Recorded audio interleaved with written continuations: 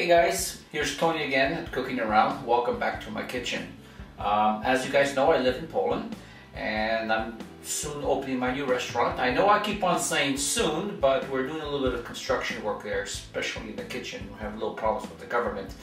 But besides that, pretty soon we're going to be open. Now, I have a lot of student friends. Krakow, as you know, is a student town and they're on limited budgets. So I'm going to prepare something here that's going to be very, very cheap, really tasty. What is it going to be? Chicken livers. Blech, people are saying. Well, if you do look at it, it does look awful. But it is really a good source of protein, a good source of vitamins. It's really nutritious. And guess what? It's really cheap.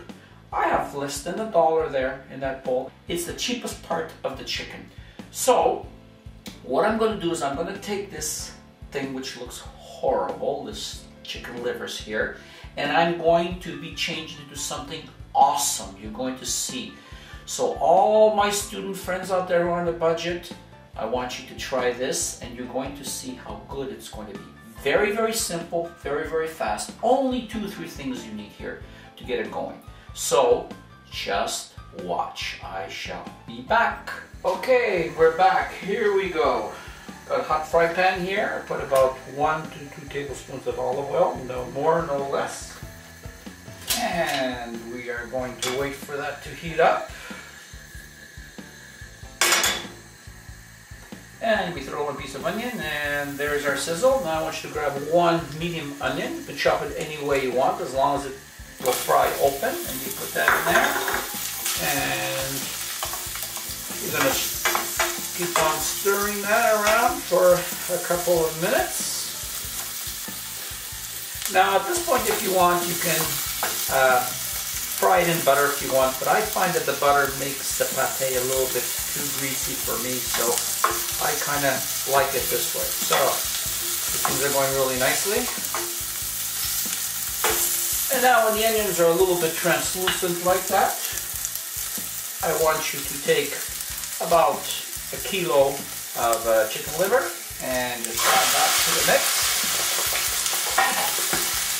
And we're going to fry that at high heat. Don't worry about sticking to the bottom, it just improves the flavor.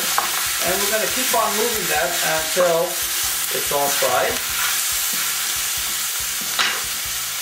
And now we take one of these handy dandy contraptions and we add about 3 garlics. 1,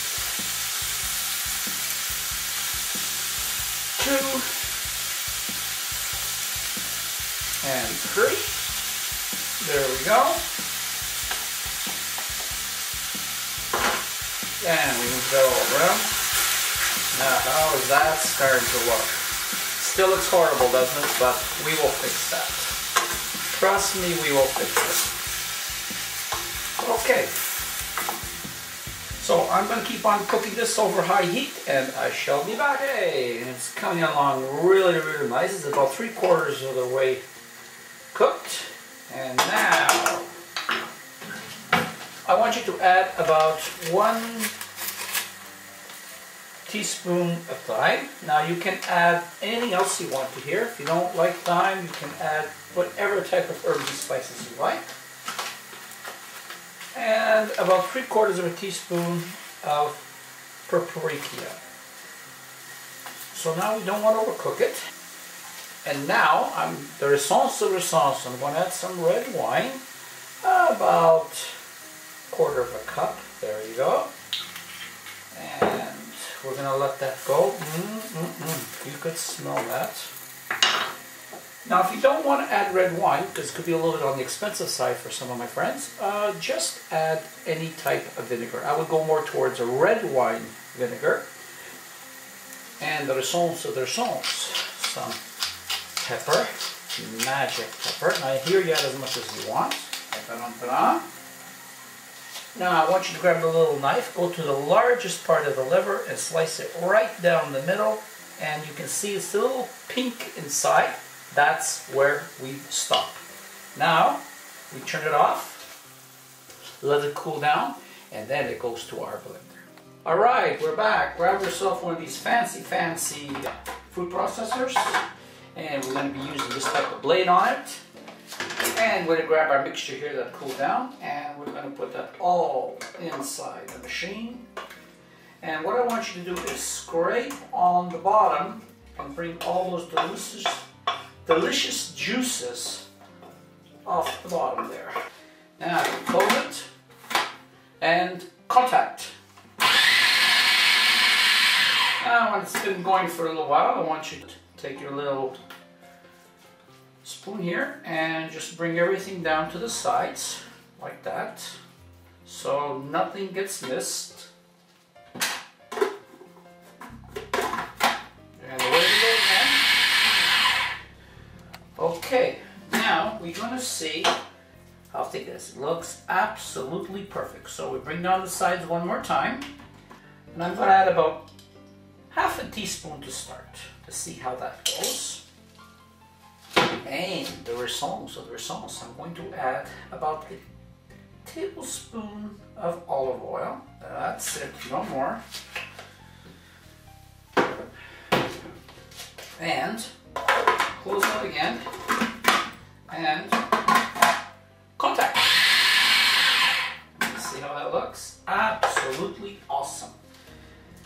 And now, if you want, you can add some cream. So I'm going to add about a tablespoon of 18% cream. Now you don't have to add the cream if you don't want to, but I find it gives it a nice rich taste. And take a look at that. And that is exactly what we want.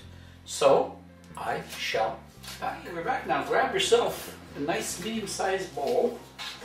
And there is our delicious pate. Now you can, if you want it a little bit more thick, just don't add so much oil or so much cream. But I like it just like this. And now we're going to do the taste test. Grab a little bit here, and we're just going to taste that and see how that tastes. You know, it's absolutely perfect. But what I want is a little bit more pepper, just a little bit, and I want to add just a little bit more salt, say about a quarter of a teaspoon. And I took about 3 or 4 stems of green onions, and I chopped them very small like that, you can see, and I just pour that all in there. And we just move that around like that. And this should be absolutely perfect. Now at this point, if you want, you can add anything you want to this dish. So to this dish, you can now add anything you want. You can add oregano, you can add basil, more thyme, whatever you want. And there you have it. So, thank you very much for allowing me to share this recipe with you. I would like you to try it. It is really, really good. It's awesome. But this has to go into the refrigerator for about 2 to 3 hours before you can eat it, so all the flavors can blend together. If you want, you can squeeze some lemon juice in here if you want. Give it that little more tangy flavor, but I like it just the way it is now.